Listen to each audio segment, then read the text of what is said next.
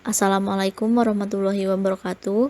Bertemu lagi pada mata kuliah metodologi penelitian akuntansi. Pada pertemuan 11 kali ini, kami akan membahas mengenai publikasi hasil penelitian. Sebelumnya, perkenalkan kami dari kelompok 3 yang beranggotakan Nurjana dengan NPM 19101043, Isnaini Wahidatul Arifah dengan NPM 1910104056, saya sendiri Anggun Prihati dengan NPM 1910104060, Elmi Hakim Sabili dengan NPM 1910104068, dan Yesaya Victor Sanjaya dengan NPM 1910104069. Saya Anggun Prihati dengan NPM 1910104060 akan menjelaskan materi yang pertama mengenai mengapa harus menerbitkan hasil penelitian. Mengapa harus mempublikasikan hasil penelitian? Peneliti yang mempublikasikan hasil penelitian akan memperoleh imbalan langsung dari keterlibatan penelitian untuk departemen individu dan akademik yang dapat diklasifikasikan sebagai berikut. Yang pertama, aktualisasi diri. Yang kedua, peningkatan kesempatan penunjukan dan promosi. Yang ketiga, kemungkinan tenurial yang lebih baik. Yang keempat, peningkatan pengajaran melalui koneksi penelitian. Yang kelima, kemungkinan remisi dari pengajaran atau administrasi untuk melakukan penelitian. Yang keenam, kesempatan untuk memenangkan hibah penelitian. Yang ketujuh, peningkatan ketersediaan penugasan konsultasi.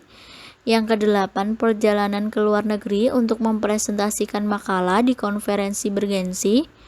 Yang kesembilan, ketersediaan untuk memberikan supervisi penelitian pasca sarjana. Dan yang terakhir, daya tarik sumber daya melalui mekanisme pendanaan Universitas Nasional.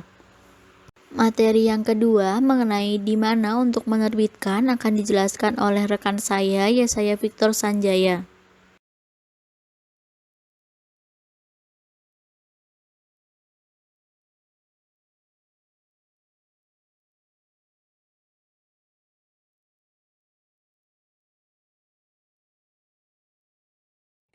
Oke, next. Apa yang harus dipublikasikan?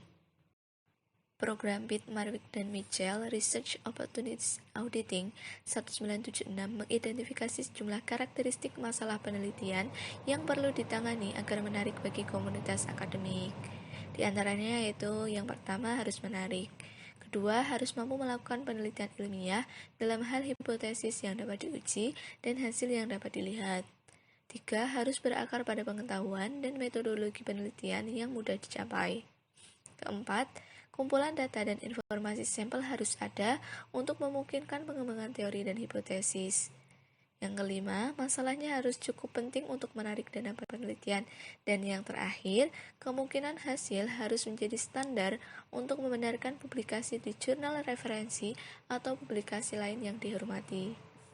Kemudian, di bidang akuntansi dan keuangan, topik penelitian dapat dikelompokkan secara luas. Di antaranya yaitu area analitis non-empiris, empirisme terfokus, struktur sosial politik, dan pengurangan hipotetis. Kemudian, sebuah makalah biasanya akan dikembangkan melalui 5 tahapan berbeda, yaitu yang pertama, permasalahan penelitian, di mana pertanyaan penelitian harus ditentukan secara tepat dan dengan cara yang merinci motivasi untuk penelitiannya. Yang kedua yaitu tinjauan teori dan literatur. Tinjauan pustaka harus terkini dan cukup mencerminkan teori yang relevan dan hasil penelitian sebelumnya. Yang ketiga yaitu hipotesis.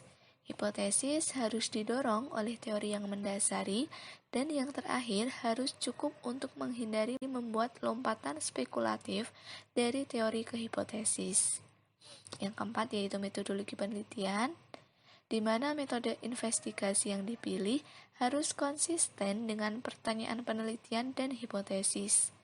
Desain eksperimen harus memastikan validitas internal dan eksternal instrumen penelitian sejauh mungkin dalam konteks penelitian.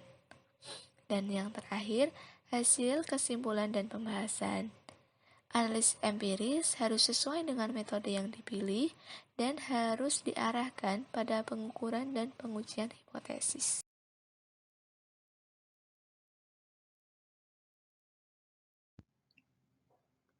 Baik, selanjutnya saya akan menjelaskan mengenai bagaimana cara mempublikasi. Secara umum, publikasi merupakan praktik untuk mengirimkan karya yang telah dipoles ke jurnal, tetapi mungkin masih memiliki beberapa sisi kasar yang perlu diperbaiki lebih lanjut oleh pengulas. Cara untuk melakukan publikasi sendiri diantaranya menulis sendiri draft kasar pertama. Yang kedua, edit draft pertama dengan mempertimbangkan kejelasan, pengertian, struktur, dan urutan materi. Pastikan ejaan, tata bahasa, dan referensi sempurna. Yang ketiga, mintalah orang lain untuk melihat secara kritis kertas kerja kita. Kemudian yang keempat, revisi makalah dengan mempertimbangkan pandangan-pandangan tadi. Yang kelima, lokakarya makalah di satu atau beberapa universitas lain untuk mencari pandangan khalayak yang lebih luas.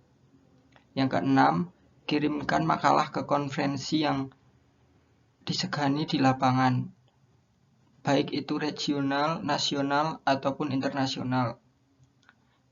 Dan yang terakhir adalah perbaikan lebih lanjut makalah berdasarkan komentar-komentar yang telah didapatkan.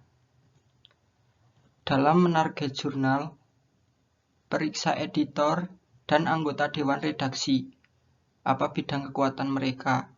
Apakah mereka mempublikasikan sesuatu di bidang subjek masalah yang kita buat? Pendekatan ini mungkin harus dilakukan untuk merumuskan daftar dari kemungkinan peninjau. Saat mengirimkan makalah, tulis surat pendamping singkat kepada editor dengan menjelaskan dengan jelas mengapa kita memilih jurnal tersebut untuk menerbitkan makalah kita. Kemudian ketika makalah telah memasuki proses review, tunggu dan bersabarlah. Peninjau mungkin keras kepala atau bahkan terkesan menolak. Lebih buruk lagi, mereka mungkin berubah pikiran. Karena masuk akal untuk meminta pengulas yang berbeda dalam keadaan ini. Biasanya, jika telah terjadi hal tersebut, editor telah membuat keputusan bahwa makalah kita tidak akan diterbitkan oleh jurnal mereka. Dalam keadaan ini disarankan untuk mencari jurnal lain. Penutup. Bagi yang mencari penunjukan atau promosi akademik, kombinasi jurnal referensi dan profesional sangat membantu. Namun dengan penekanan yang jelas pada jurnal referensi. Dengan cara ini kita dapat menunjukkan kemampuan menghubungkan profesi dan akademisi. Publikasi divisi utama akan sangat dihargai jika mereka mewakili aliran produktivitas penelitian. Sedangkan resum harus mencangkup publikasi penulis tunggal dan penulis ganda untuk menunjukkan bahwa kita dapat bekerja sendiri dan sebagai bagian dari tim. Sekian presentasi dari kelompok kami. Terima kasih atas perhatiannya. Kurang lebihnya mohon maaf. Wassalamualaikum warahmatullahi wabarakatuh.